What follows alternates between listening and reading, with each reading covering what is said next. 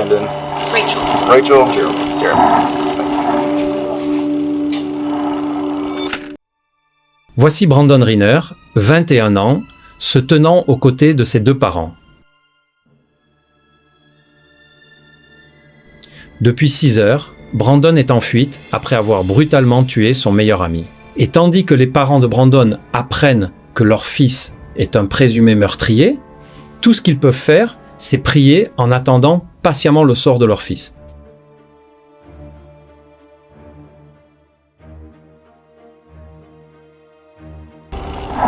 Rachel, Jeremy, if y'all can have a seat out here. Would you like to talk in private?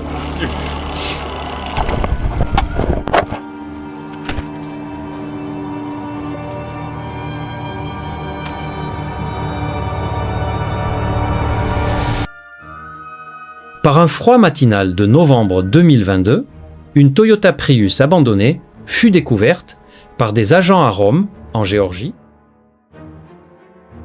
Pourquoi cette voiture a été abandonnée au milieu d'un ruisseau restait encore un mystère pour la police. You don't think he's in there? No, I didn't argue. Oh, okay. Son's name's Aaron Davis. Supposed to be coming to Rome to see some friends and going to Alabama to see his girlfriend. I don't think he made it there. Nah.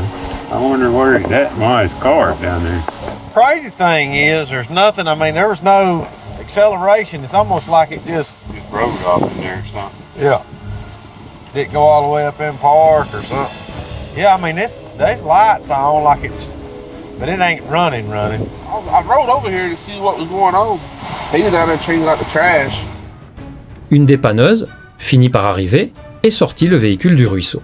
En vérifiant le numéro d'immatriculation, les policiers découvrirent qu'il appartenait à Aaron Davis, 21 ans. Heureusement, la ville de Rome, en Géorgie, est relativement petite et les agents connaissaient déjà ce nom. Le lieutenant Saylors appela donc le père d'Aaron quelques minutes plus tard. Okay. Yeah, can you see if you maybe can get a hold of him and check in with him, see where his car's supposed to be? So you just found the car abandoned there? Yeah, it's actually off in a little ditch. We're in the process of getting it out. I don't think there's anybody in it right now. Le fait que Aaron ait abandonné sa voiture est tout aussi mystérieux pour son père que pour la police. Cependant, il put fournir au lieutenant quelques détails utiles. À la suite de cet appel, on apprit que, la nuit précédant ces images, Aaron était allé rendre visite à son ami de longue date, Brandon Riner. Les deux se connaissaient depuis le collège et leur amitié avait perduré jusqu'à l'université. Aaron venait tout juste d'être diplômé de l'université Brigham Young et son déplacement de plus de 100 km pour voir Brandon devait marquer une célébration de son entrée dans l'âge adulte. Mais depuis qu'Aaron avait quitté sa maison pour aller chez Brandon, plus personne n'avait eu de ses nouvelles et son téléphone basculait directement sur la messagerie vocale. Tous ces mystères inquiétants poussèrent le père d'Aaron à déclarer sa disparition, ouvrant ainsi une enquête officielle pour le retrouver. La première étape et la plus évidente fut pour la police d'appeler Brandon Riner, censé être la dernière personne à avoir été en contact avec Aaron. Hey, I'm Lieutenant Sailor's Rome Police. You doing all right today? Yes, I am. I'm looking for my friend right now. Yeah, that's what I was calling about. You hadn't heard from him? I have not. I've tried calling him and it's just gone straight to voicemail. And I heard he was at Heritage Park, so that's where I'm at right now. So I'm looking around. Do you guys know where the car was? Yeah, it was in a ditch over there. When's the last time you saw him? I saw him last night. About what time? Well, we started drinking around like 12 Uh-huh. noon. He started throwing up pretty bad. He told me to leave him alone. I guess I woke up around like 1 or 2 a.m. Uh-huh. And that's when I saw that his car was gone. All right. Well, if y'all hear from him, let us know, okay? Yeah, thank you for the help, sir. All right. Bye-bye. L'histoire de Brandon tenait parfaitement la route et il affirmait même être en train de chercher activement Aaron au moment de l'appel, comme l'aurait fait n'importe quel bon ami. Il semblait donc évident que Brandon était la personne avec qui il fallait approfondir les échanges afin de comprendre la disparition d'Aaron. Quelques heures plus tard, les enquêteurs se présentèrent donc à l'improviste chez Brandon pour obtenir davantage de réponses sur ce qui s'était réellement passé la nuit précédente cette fois, en face à face. Hey, what's going on? I'm Officer Grover with the Rome Police Department. We're following up on all this. Can you walk me through what's going on? Just make sure we're all on the same page. We started drinking Yeah. around 12 yesterday. Yeah, it's you and Aaron, right? Yeah, me and Aaron. Okay. Anyone else with you guys? And went to bars, and I had bought some red wine. Yeah. And came back here, started drinking red wine. He doesn't drink too often, so Yeah. he had gone upstairs and was just puking everywhere to the toilet. It was like standing up and puking for some reason. I went downstairs and he told me that he doesn't need any help. I went downstairs, dropped a bottle, cut my pinky, and I went to the urgent care this morning, took a shower, went to bed, Okay. and then woke up 1 to 2 a.m. and his card's gone. Malgré le comportement étrange de Brandon, les actions d'Aaron la nuit précédente semblaient liées à la voiture abandonnée et à son absence de nouvelles depuis les 12 dernières heures. Si Aaron était peu porté à boire et s'était fortement enivré, nul ne savait ce qu'il aurait pu faire complètement seul. So, how long have you and Aaron been friends? We met when I was in 5th grade, Okay. and then we became more like close friends, I'd say, like around freshman year. We're still trying to find him. I don't know. You know, he may just be staying at a hotel, sleeping off whatever happened last night. It doesn't necessarily mean he's in danger or anything like that. You have any problem with us checking inside the house? No problem at all? No ferocious iguanas or anything? You never know, man. People have all kinds of pets. L'officier fouilla la maison et fit quelques découvertes intéressantes. Plusieurs portes étaient verrouillées, notamment celle menant à la chambre d'Aaron, où il aurait vomi plusieurs fois. C'était étrange, alors Brandon fut appelé pour les aider à accéder à la chambre d'Aaron. Do you mind coming in here with me so you can just show me where I'm going and all that? Yeah. Just makes it a little bit easier. The bathroom is up there that he was up chucking in. I got you. Oh, Lord. Is that what's in the laundry right now, I guess? Okay. Les officiers remarquèrent une forte odeur chimique venant de la pièce et trouvèrent une quantité excessive de produits de nettoyage. Mais tout cela ne signifiait rien comparé à ce qu'ils allaient découvrir ensuite.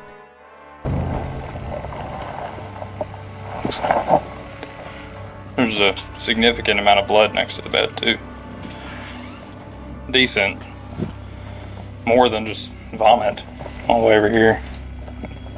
Looks like it's been there a while, but he could have been throwing up blood, I guess. See all that?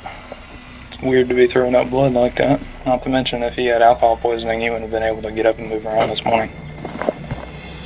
Especially at 2 or 3 in the morning. Just poured powder right there, too. That's right now. Les policiers commençaient à trouver tout le scénario terriblement suspect. L'histoire étrange de Brandon, les flaques de sang dans la chambre d'Aaron, les centaines de dollars de produits de nettoyage, tout semblait indiquer que Brandon avait lui aussi perçu le soupçon des officiers. Alors que la chambre de Aaron était fouillée, il décida de faire ceci.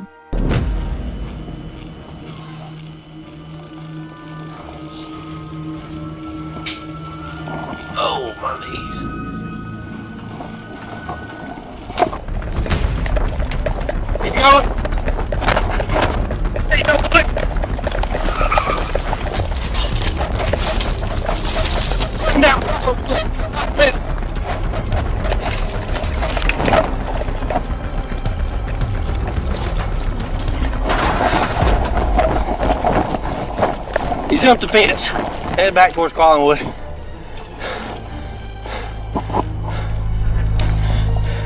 Somewhere between LaPorte and East 9, gotta be in these houses. Go up to the house, get in the backyard. Okay. Possible 1043 suspect.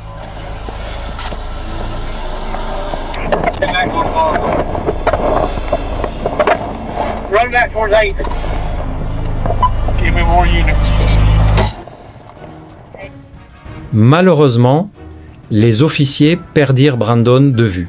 Il réussit officiellement à échapper à la police, du moins pour l'instant, Désespérés de trouver le moindre indice pour localiser Brandon, les policiers commencèrent à faire du porte-à-porte dans le quartier, interrogeant des témoins susceptibles d'avoir aperçu sa fuite. Au cours de cette démarche, un officier rencontra un voisin qui était justement au téléphone avec le père de Brandon, Jeremy.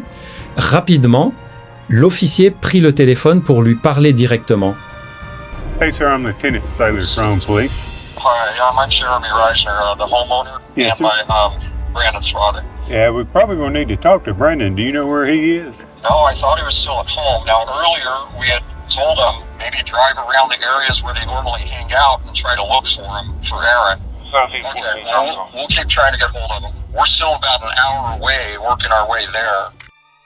Même Jeremy ignorait où se trouvait Brandon. Et apparemment, tout le monde était dans le même cas, car 1 heure entière passa sans que Brandon ne soit retrouvé.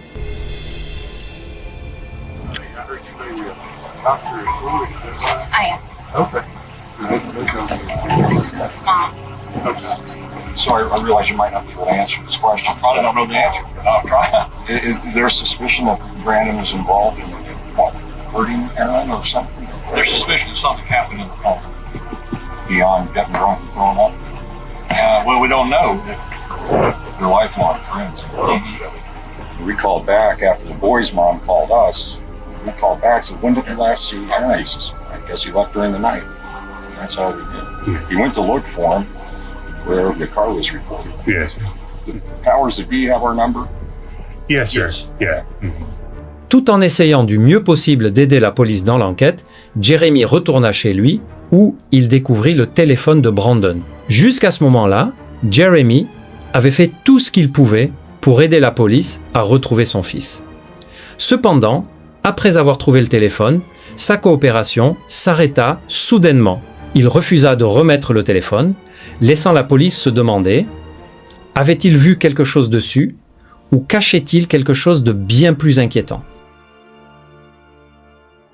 Cela dit, revenons à Jeremy qui découvrit le téléphone de Brandon.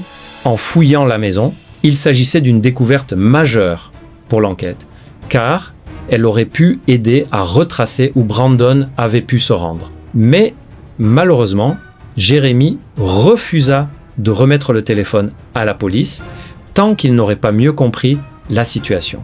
Après tout, Brandon est son fils et il est innocent jusqu'à preuve du contraire, donc céder le téléphone pourrait être une erreur tragique. Les heures passent sans aucun indice supplémentaire sur la destination de Brandon.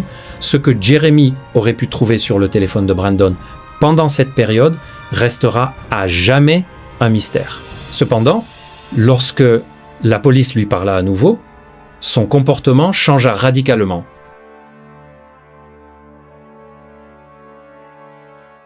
What's the status? All right, so first of all, I understand you found his cell phone. That's right. You want to turn that over to us? Maybe. Okay. I do. My gut says yes, but at the same time, Yeah, I mean, we I don't know. we'll probably need to go through it and see Right. at least maybe where he's been today. There is a significant amount of blood in that upstairs bedroom and on the carpet. But I wanted to be straight up with you. Not going home to find that. Okay. No, I appreciate that. Do you have a warrant that would include the phone? No, we'd have to get one at some point, so we couldn't go into it without that. So Some text back and forth. maybe something helps. And I know. Helps him. I know. But I can't promise you that because I don't. No, I know. Yeah, I don't know what all's in there. So I want to. I was as a. I know as a father, I understand. All right. Well, yeah, I'm going to keep walking. Quelque chose avait changé. Quoi qu'il y ait sur ce téléphone devait être troublant et l'officier semblait s'en être rendu compte également. Because he doesn't know what's going on. But he seemed a little shocked that we're at his house. You know, he seemed respectful in the sense that he was okay with us being at his house and doing what we needed to do. I couldn't really get a feel for him. He may just be covering for his kid. He's gotta be. Him having the phone and not being shattered tells me that his son handed it to him. So he found the phone, tells us that he found the phone, but doesn't want to give it to us without searching it. Text messages not there. Probably. He was telling Randy that they were texting her about him asking for if anyone had seen Aaron already. I wonder if those texts were sent since we've been here though.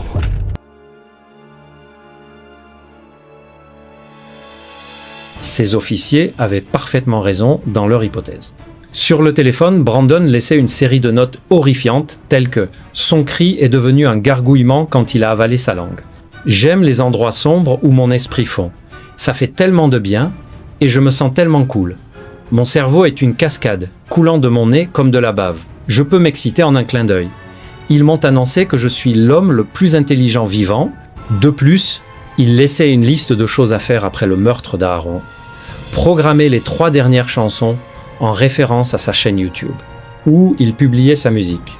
Passer l'aspirateur, faire la lessive, prendre une douche, prendre un bain, demain. Un texto à Rachel indiquant qu'Aaron avait vomi horriblement. Il pensait qu'il y avait un peu de sang. 2, je me suis réveillé et il avait disparu. On ne sait pas si ce sont ces messages exacts qui ont alarmé Jérémy, mais quelque chose sur ce téléphone lui fit comprendre que Brandon avait tué Aaron. Et seulement 1 heure plus tard, Jérémy appela la police, précisant qu'il était avec Brandon et qu'il était prêt à se rendre. Ainsi, 25 minutes plus tard, Brandon et ses parents arrivèrent au poste de police.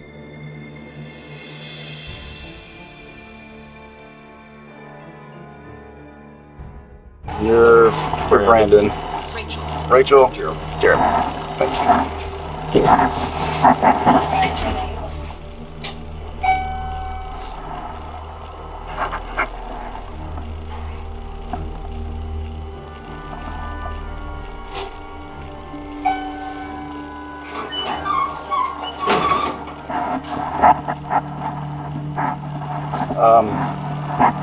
Rachel, Jeremy, if y'all can have a seat out here, I'm gonna take him back there and we'll talk, man.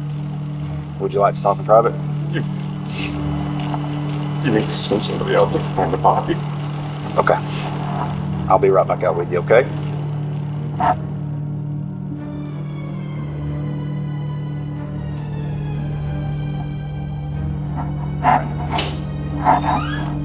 Anything in your pockets that I need to know about? Wallet and keys. Those real quick. Anything else? No. Sorry about that. Go ahead and have a seat. Maintenant que Brandon était sécurisé, le détective le fit asseoir pour essayer d'obtenir une confession de base ou toute information pouvant faciliter la voie vers une condamnation. Alright, like I was saying, I'm Detective York. I work here at the Rome PD, of course. Detective York, yep, that's me. So before we get started, got some paperwork you gotta fill out. So I'm gonna read you some stuff before we get started, okay? You have the right to remain silent. You have the right to talk to a lawyer for advice before you are asked questions and have him with you during questioning. I would like to. You would like a lawyer, okay? Alright, sit tight for just a minute. Brandon était intelligent. Il savait que rien de ce qu'il dirait dans la salle d'interrogatoire ne pourrait l'aider au tribunal, alors il décida de garder le silence. Bien que cela fût frustrant pour le détective, les parents de Brandon étaient plus que disposés à discuter avec lui. Il se tourna donc vers eux pour essayer d'obtenir les informations qu'il recherchait.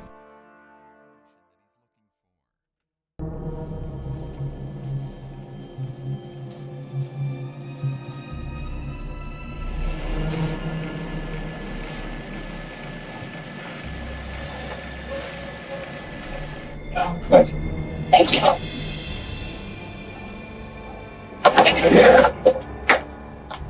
There's a lot going on right now. Anything that we can do to help y'all right now. Need to find that body.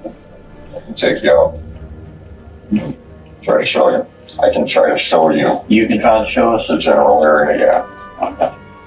There's an old cemetery up the hill. You turn left. Trendle, something like Trendle. Okay.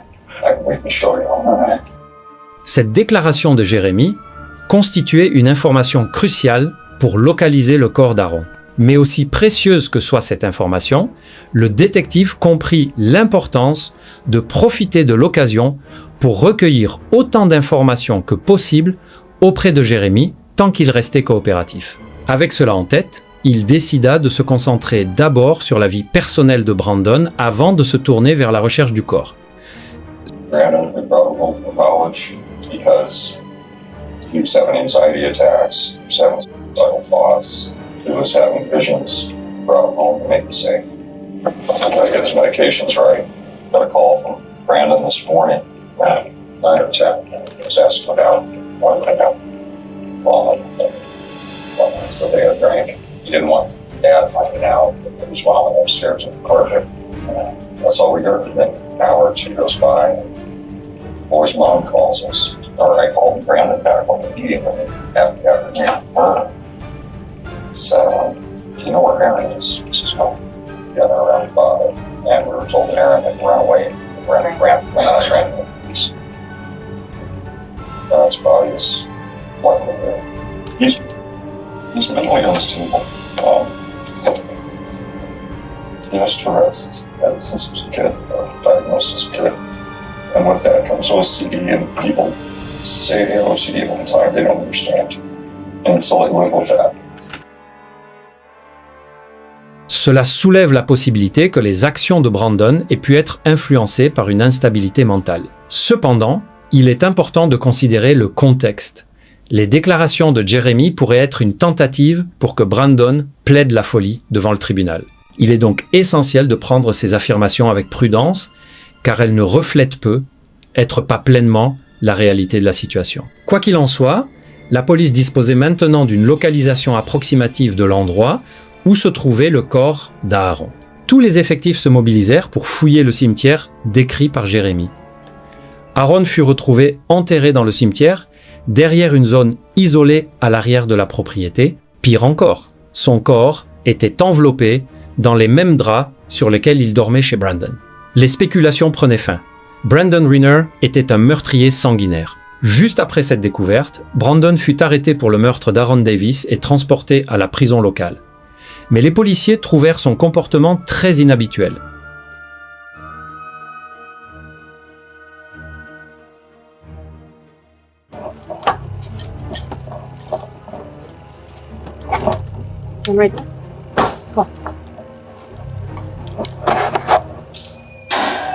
Go up to the counter, right?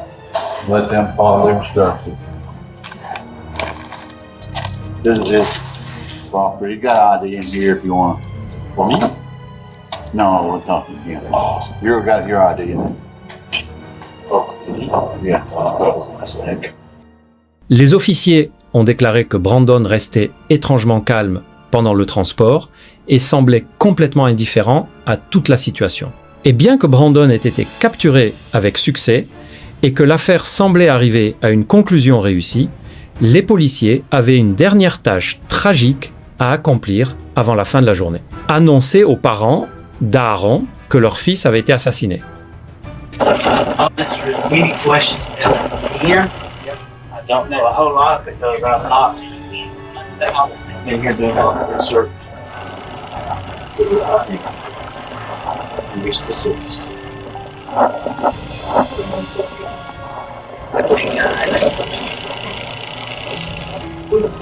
would he do that?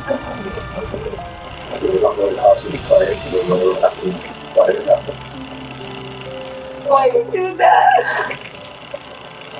We need my son. The family needs him. Oh my God. Aaron venait tout juste d'obtenir son diplôme universitaire et était un jeune homme prometteur avec un bel avenir devant lui. Sa mort soudaine était rien de moins qu'un acte malveillant et horrifiant de la part de Brandon, et justice devait être rendue pour Aaron et sa famille. Cette justice se ferait au tribunal. Le 18 juillet 2024, Brandon se retrouva presque sans défense face à ses crimes et sa tentative de plaider la folie mentale fut rapidement rejetée. And I have come to the conclusion that justice requires that Mr. Reisner be sentenced on count 1 to imprisonment for life without parole. And that's what I'm going to do. Il a été condamné à la prison à vie sans possibilité de libération conditionnelle après avoir plaidé coupable du meurtre et de la mutilation d'Aaron Davis.